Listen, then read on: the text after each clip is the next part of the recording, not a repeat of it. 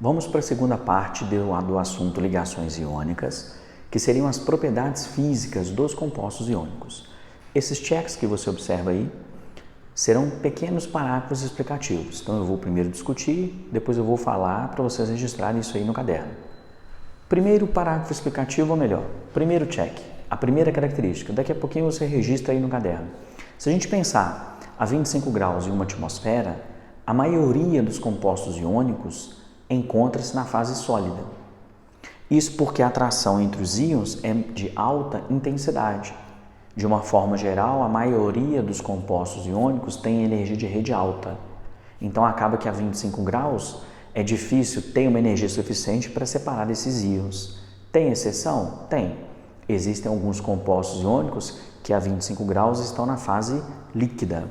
Mas antes disso, no primeiro check você vai registrar no caderno sim. A 25 graus em uma atmosfera, a maioria dos compostos iônicos encontra-se na fase sólida. Ponto final. Exceções. Coloquei aqui duas exceções. Alguns sabões, depois você vai estudar na química orgânica sabões que têm necessariamente cátions grandes, como é o caso do cátion de potássio, são compostos iônicos e são líquidos. E aqui um exemplo do que nós chamamos de líquido iônico. Esse líquido iônico, ele tem aqui o cátion e aqui o ânion. Esse cátion que aparece aqui, vou colocar a carga para ele tem uma carga positiva no nitrogênio.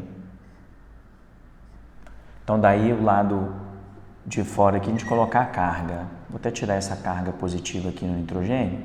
Então esse cátion tem uma carga mais 1 e o ânion uma carga menos 1. Então ali é um composto iônico. Encontra-se na fase líquida justamente por apresentar cátions e ânions grandes.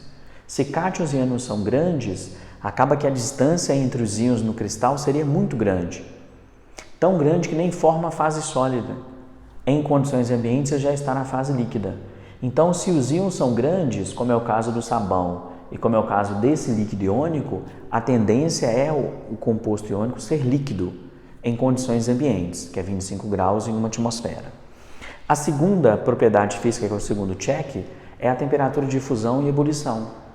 Se a maioria, a 25 graus, em uma atmosfera é sólida, quer dizer que se a gente for fornecer energia para mudar o estado físico de um composto iônico, devemos fornecer uma grande quantidade de energia.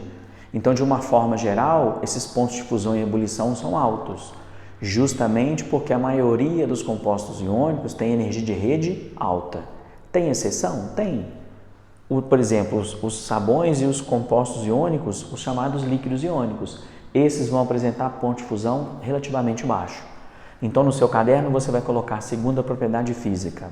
A maioria dos compostos iônicos apresenta temperaturas de fusão e ebulição extremamente altas, vírgula, pois suas energias de rede são elevadas. Ponto final. A terceira característica para a gente poder discutir é a condutividade térmica e a condutividade elétrica.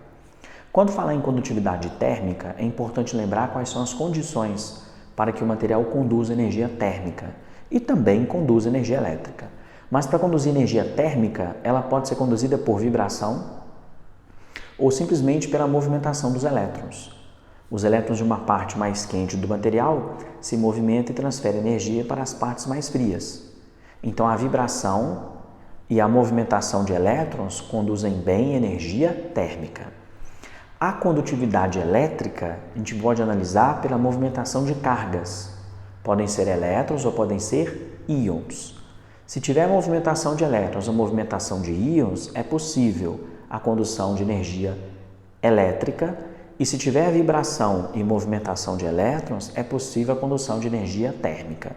Então, se a gente pegar um composto iônico na fase sólida, ele não tem elétrons livres e os íons também não estão livres. O máximo que acontece é uma vibração.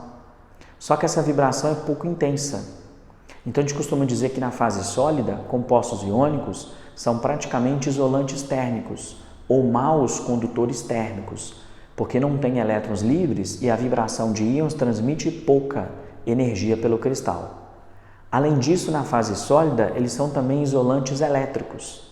São isolantes elétricos porque não tem elétrons livres na fase sólida e os íons também não estão livres. O máximo que eles podem é vibrar. Então, um material sólido que não conduz energia térmica e elétrica é bem provável que seja um composto iônico. Agora, se pegar o composto iônico e aquecer até, por exemplo, a fusão, aí ele passa da fase sólida para a fase líquida. Aí nós já temos aqui íons livres. Se existem íons livres, significa dizer que é possível a condutividade elétrica. Então, nós vamos dizer que um composto iônico na fase líquida torna-se um bom condutor elétrico. Ou ainda, se a gente conseguir pegar esse composto iônico e dissolver ele em um solvente. Estou usando aqui o NaCl, que é solúvel em água, na temperatura de 25 graus.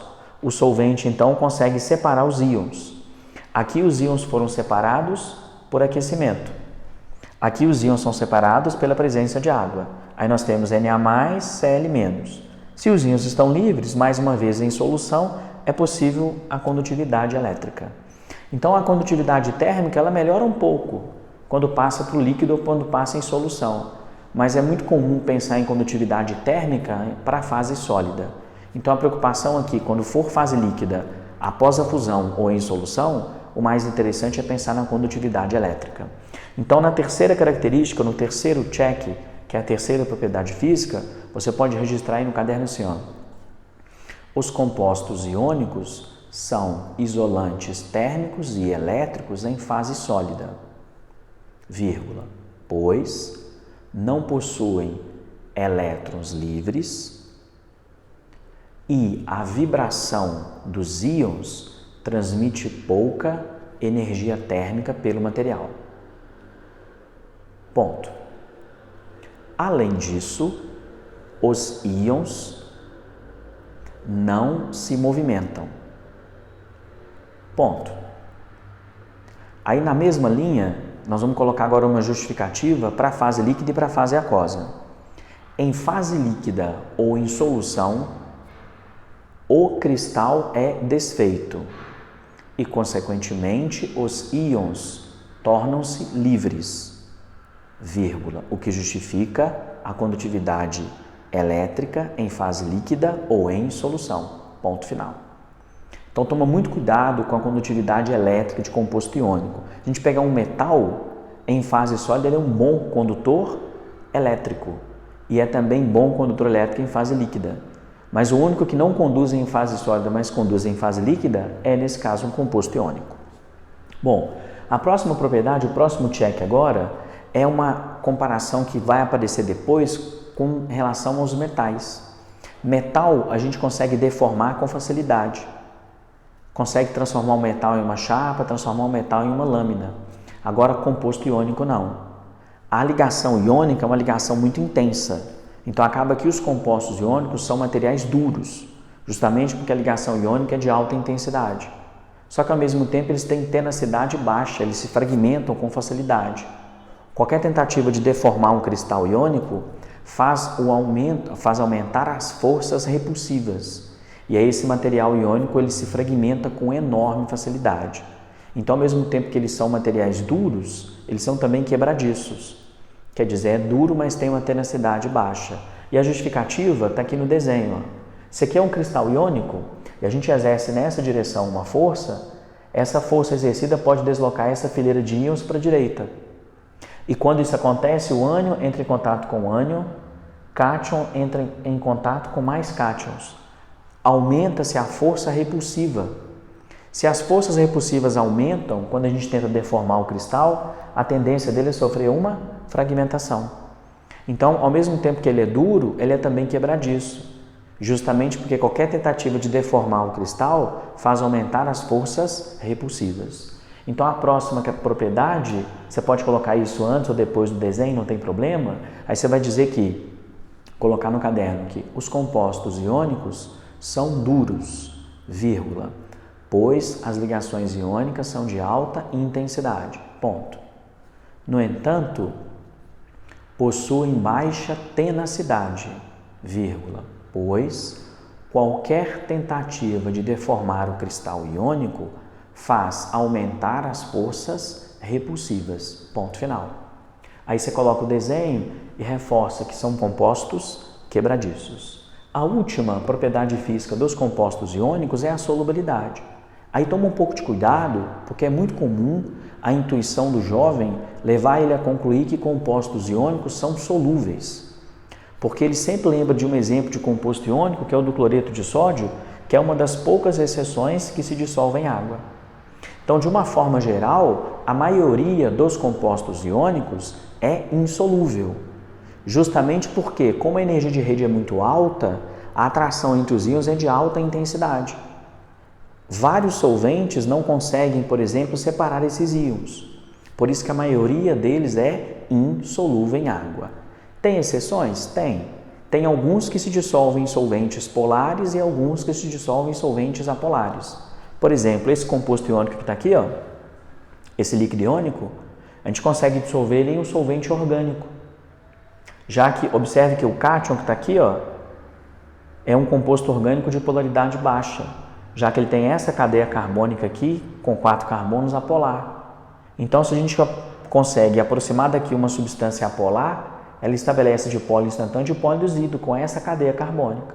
Então, eu consigo dissolver esse tipo de composto iônico em um solvente apolar.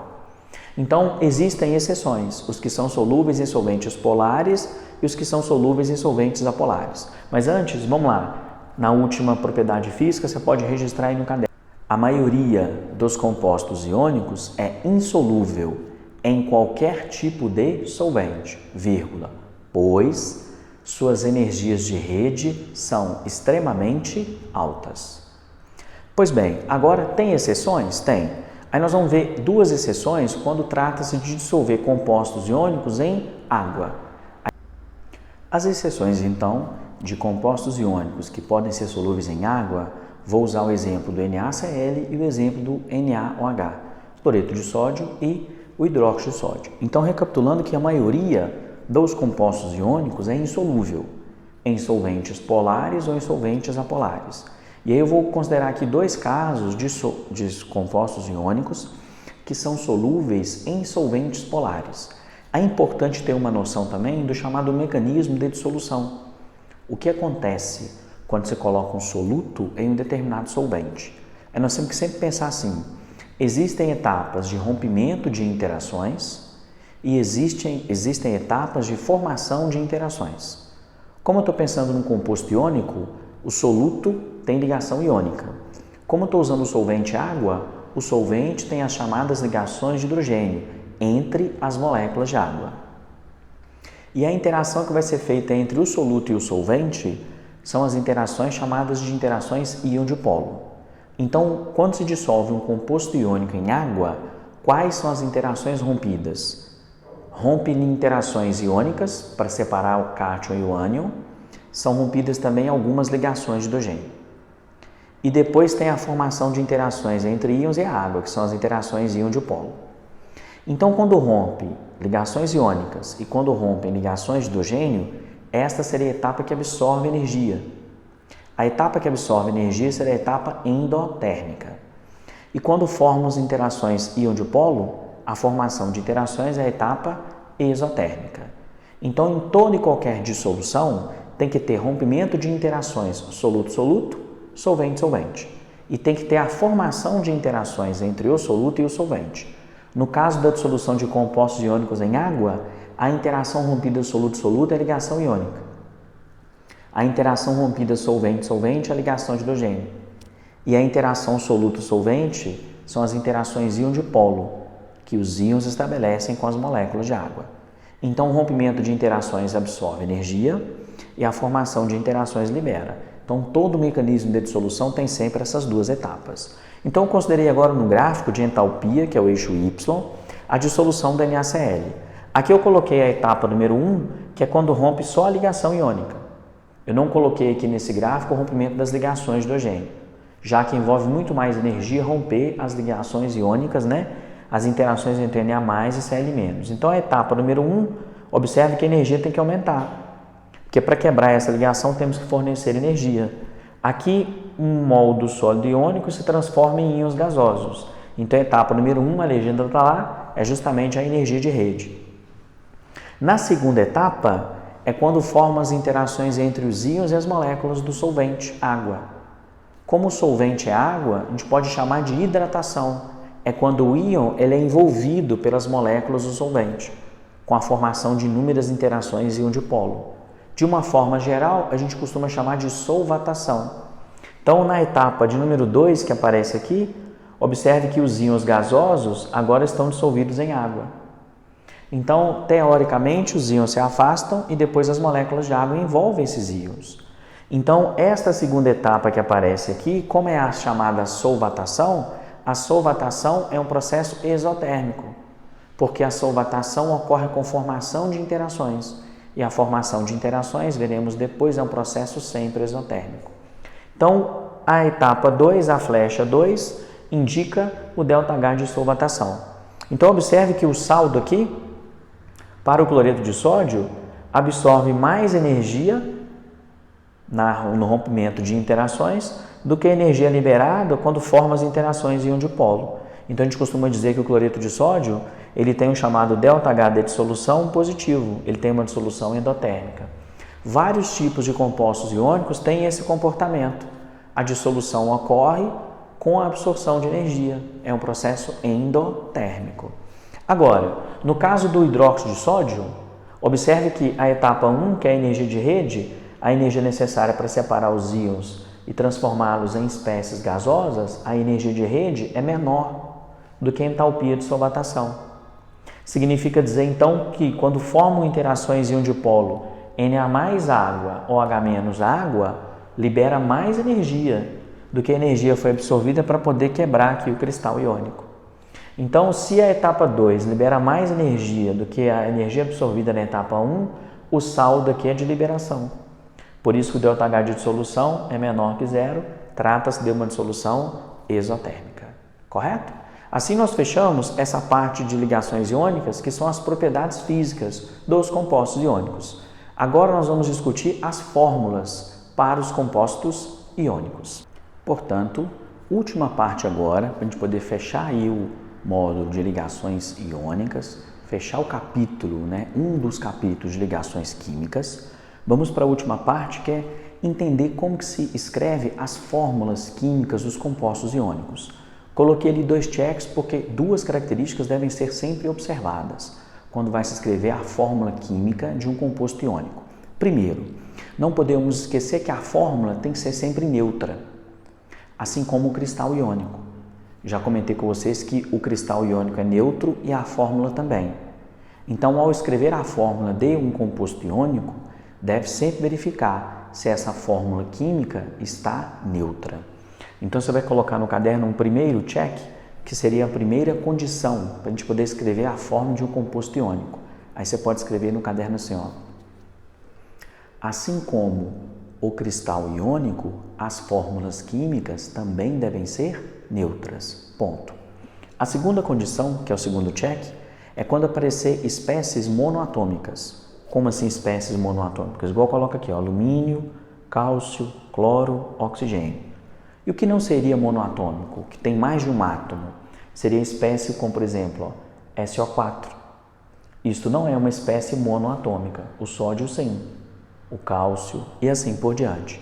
Então, aquelas espécies monoatômicas, quando vai se escrever a fórmula de um composto iônico, essas espécies devem apresentar necessariamente um octeto de elétrons, quer dizer, 8 elétrons no nível de valência.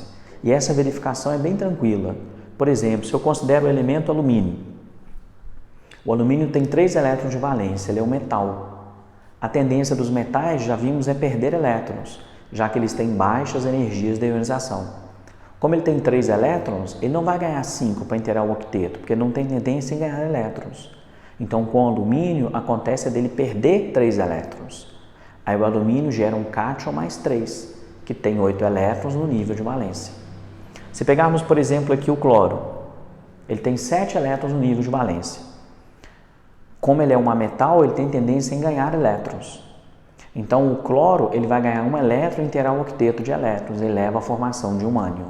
Então, tem que observar isso sempre, quando aparecer espécies monoatômicas.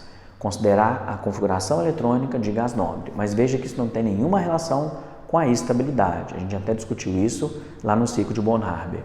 Então, no segundo check, você pode registrar no caderno assim, ó, os íons monoatômicos devem apresentar configuração eletrônica de gás nobre, ou seja, 8 elétrons no nível de valência. Ponto final.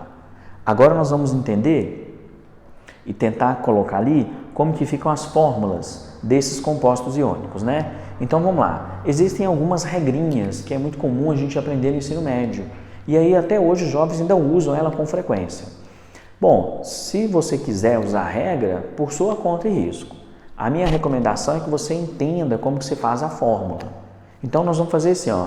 Eu quero escrever a fórmula do alumínio com oxigênio, do composto iônico gerado aqui. Então, primeira condição, vamos analisar as espécies monoatômicas e deixá-las com a configuração eletrônica de um gás nobre. Então, se eu considero o alumínio, ele tem 3 elétrons de valência. Para ele ficar estável, ele vai perder os 3. Então, ele leva à formação de um cátion, que tem carga, mais 3. O oxigênio tem 6 elétrons de valência. Como ele tem 6 elétrons de valência e ele é um ametal, ele tem tendência em ganhar elétrons. Como ele tem tendência em ganhar elétrons, tendo 6 elétrons, ele ganha 2 elétrons para inteirar um octeto de elétrons. Então, o oxigênio, né, vai ficar aqui com uma carga menos 2. Então, o alumínio, a carga para ele mais 3 e o oxigênio menos 2. Então, já obedecemos a condição de espécies monoatômicas apresentarem configuração eletrônica de gás nobre. Agora, o que a gente tem que fazer é escrever a fórmula neutra, que é colocar a menor proporção entre cátions e ânions para que fique neutro. Então, eu vou fazer assim, ó, eu vou usar 2 aqui alumínios, 2 cátions de alumínio. 2 vezes 3 dá mais 6. Para ficar neutro, faltaria menos 6 de carga. Como aqui é menos 2, tem que ter 3 oxigênios. Então, são 2 alumínios para 3 átomos de oxigênio. Então, quando eu for escrever a fórmula, eu tenho que colocar Al2O3. Escrevi, então, ali a fórmula para o óxido de alumínio. Então, eu sei que o cristal está neutro, mais 6 com menos 6, e que as espécies monoatômicas têm a configuração eletrônica de um gás nobre. No segundo caso, temos aí cloreto de cálcio. O cálcio é metal alcalino terroso, ele tem 2 elétrons de valência. Como ele tem tendência em perder elétrons, ele perde esses 2 elétrons e isso leva à formação de um cátion que tem carga mais 2. Aqui nós temos o cloro que tem 1 elétron de valência. Como ele é um ametal, ele tem tendência em ganhar elétrons e ele ganha 1 elétron e ele fica com a carga menos 1.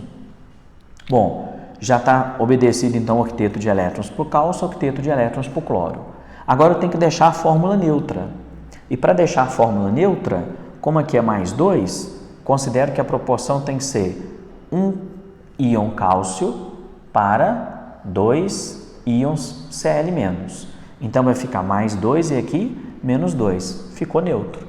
Então, a fórmula dele tem que ser cálcio 1 e Cl2. Aí, ele pode indicar aqui o número 1 e aqui o número 2. Se quiser, também pode deixar 100. Pode omitir o valor 1, né? E fica só Ca, Cl2. É muito comum a gente omitir aí o número 1. Então, é assim que a gente consegue escrever a fórmula de um composto iônico. É muito comum o jovem usar a regra que falei agora há pouco, que é pegar esse número 2 que está aqui e colocar aqui, pegar esse número 3 que está aqui e colocar aqui. Dá certo, quando você está escrevendo a fórmula. Agora, quando ele pedir para você, e isso vai aparecer em soluções, em propriedades coligativas, ele te dá assim a fórmula do composto iônico, e pede para você dissociar. Aí, meu irmão, já era. Você está usando a regra para escrever a fórmula e não consegue fazer o contrário, não tem regra para o contrário. Agora, se ele lembrar que o cristal tem que ser neutro e que espécies monoatômicas têm configuração eletrônica de gás nobre, ele consegue dissociar qualquer sal. Aí, uma sugestão que é importante. Quando a gente escreve a fórmula de um sal, a primeira espécie que aparece sempre é o cátion. Esse cátion ou é um metal, ou vai ser um cátion que aparece aí nos exercícios, né? Muito comum, que é esse cátion aqui, ó, que é o cátion NH4+. Então, para composto iônico, como a gente começa a escrever cátion e depois o ânion, como é que você vai identificar o cátion? É um metal. Se o cátion não for o metal, ele vai ser essa espécie aqui, ó. Essa espécie é o NH4+, que nós chamamos de íon amônio. Então, o cátion ou é o amônio ou é o metal. Então, a gente consegue, na fórmula, identificar o cátion. O que restar é ânion. Se tiver dois cátions, dois metais, aí você vai ter uma fórmula que é de um sal duplo. Aí, quando você coloca em água, separa os dois cátions. Mas aqui, por enquanto, ainda vai aparecer um metal só. Então, um metal só, esse é o cátion. O que sobrou é o ânion. Aí, eu separei aqui, ó. O cátion é o Na e o ânion é o SO4. Aqui, o cátion é o cálcio, que é o metal. O que sobrar é o ânion, é o PO4, que eu coloquei aqui. Agora, vamos entender como é que fica a fórmula, né? Ou como que fica a dissociação. Vamos admitir que aqui tem 1 mol desse sal. Se aqui tem 1 mol do sal, quando dissociar, observe que tem 2 átomos de sódio, ou melhor, 2 mols de sódio. Como aqui é 1 mol do sal e são 2 de sódio, ao invés de usar mol, eu vou usar só a quantidade, até para ficar mais simples. Então, uma fórmula dessa tem 2 cátions de sódio. Então, eu venho aqui e coloco, são 2 cátions de sódio.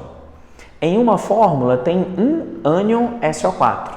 Então, eu venho aqui e coloco 1 ânion SO4. Agora, eu tenho que ajeitar as cargas. O cristal tem que ser neutro.